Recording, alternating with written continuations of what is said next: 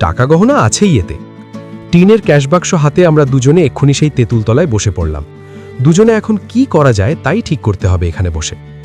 আম যে প্রিয় বস্তু, এত কষ্ট করে জল ঝড় অগ্রাহ্য করে যা কুড়িয়ে এনেছি, তাও একপাশে অনাদৃত অবস্থায় পড়েই রইল, থলেতে বা দড়ির বোনা গেজেতে। বাদল বললে, কেউ জানে না যে আমরা পেয়েছি। তা তো বটেই, কে জানবে আর। এখন কি করা যায় বল? বাক্স তো তালা বন্ধ, এক্ষুনি ইট দিয়ে ভাঙবি যদি বলিস তো। ও না জানি কত কি আছে রে এর মধ্যে। তুই আর আমি দুজনে নেব, আর কেউ না। খুব সন্দেশ খাবো। ঝড়ের ঝাপটা আবার এলো। আমরা তেঁতুল গাছের গুড়িটার আড়ালে গিয়ে আশ্রয় নিলাম।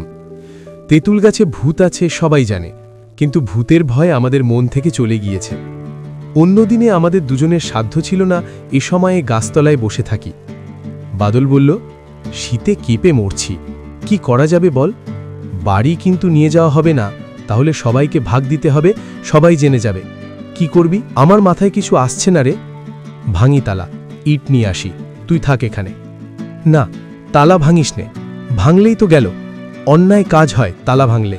ভেবে দেখ, কোনো গরিব লোকের হয়তো আজ তার কি কষ্ট হচ্ছে, রাতে ঘুম হচ্ছে না, তাকে ফিরিয়ে দেব বাক্সটা। বাদল ভেবে বললে, ফেরত দিবি? দেব ভাবছি। কি করে জানবি কার বাক্স? চল, সে মতলব বার করতে হবে, অধর্ম করা হবে না। এক মুহূর্তে দুজনের মনই বদলে গেল। দুজনেই হঠাৎ ধার্মিক হয়ে উঠলাম। বাক্স ফেরত দেওয়ার কথা মনে আসতেই আমাদের অদ্ভুত পরিবর্তন হলো। বাক্স নিয়ে জল ঝড়ে ভিজে সন্ধ্যার পর অন্ধকারে বাড়ি চলে এলাম। বাদলদের বাড়ির বিচুলি গাদায় লুকিয়ে রাখা হলো বাক্সটা। তারপর আমাদের দলের এক গুপ্ত মিটিং বসল বাদলদের ভাঙা নাটমন্দিরের কোণে। বর্ষার দিন, আকাশ মেঘে মেঘাচ্ছন্ন, ঠান্ডা হাওয়া বইছে। জ্যৈষ্ঠ মাসের প্রথম, সেই কালবৈশাখীর ঝড় বৃষ্টির পরেই বাদলা নেমে গিয়েছে। একটা চাপা গাছের ফোটা চাঁপা ফুল থেকে বর্ষার হাওয়ার সঙ্গে মিষ্টি গন্ধ ভেসে আসছে। ব্যাঙ ডাকছে নরহরি বোষ্টমের ডোবায়।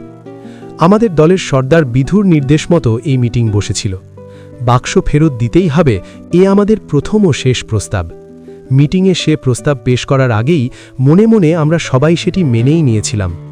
বিধুকে বলা হলো, বাক্স ফেরত দেয়া সম্বন্ধে আমরা সকলেই একমত, অতএব এখন উপায় ঠাউরাতে হবে বাক্সের মালিককে খুঁজে বার করার। কারোর মাথায় কিছু আসে না। এ নিয়ে অনেক জল্পনা কল্পনা হলো। যে কেউ এসে বলতে পারে বাক্স আমার, কি করে আমরা প্রকৃত মালিককে খুঁজে বার করব? মস্ত বড় কথা, কোনো মীমাংসাই হয় না। অবশেষে বিধু ভেবে ভেবে বললে, মতলব বার করেছি।